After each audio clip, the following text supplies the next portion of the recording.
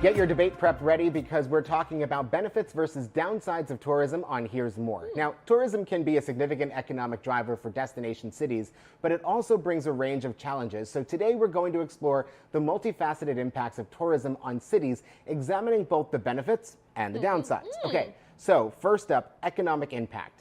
Does tourism provide a sustainable economic boost to destination cities, or does it create dependency on a volatile industry? What do you think? Both, probably. I mean, let's be real. Some places that have crazy tourism don't have much else to rely on for their economy. So I think that it's actually both. Because, like, let's say a Greek island. They don't have much else to promote their economy besides their gorgeous beaches, their delicious food, and ridiculous sunsets. So you have to kind of capitalize on what you got. And like we were saying with economic impact, tourism generates jobs, supports local businesses, and contributes to the economic growth.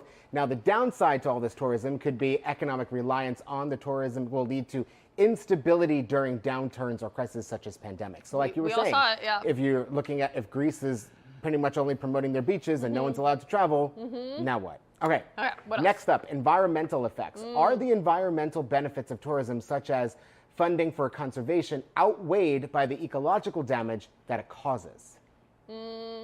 Okay, you know what I just thought of is cruise ships going to Venice. I was like, that's not a good idea. Why are we doing this? So like, I actually think that it can sometimes bring to light some environmental and conservation things that need to be addressed that only the tourism dollars can bring kind of to the forefront. But well, that's probably the biggest pro. Tourism revenue is funding these conservation efforts and promoting environmental awareness. Like you said, we're having these big ships go in. Now we're realizing, okay, maybe that's not the best idea. But on the con side of things, high tourist traffic can lead to pollution, habitat destruction, and an increased carbon footprint. Okay, now cultural preservation versus cultural erosion. Does tourism help preserve cultural heritage, or does it lead to the modification or erosion of local cultures? This is a tough one, and I instantly thought of Hawaii and so many tourists going to see a luau.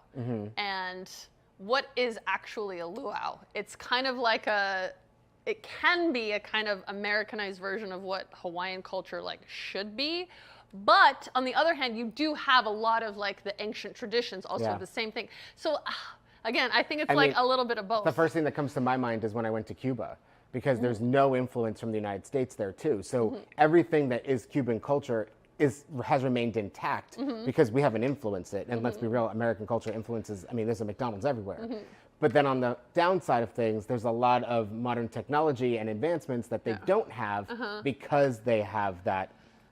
I know. And also social media makes everyone kind of like all one big world, which has, again, its pros and cons as well. It's true. All right. Well, obviously, we're not able to answer all of these questions. We have a little debate here back and forth. But as explorers of the world, we do like to be mindful of the people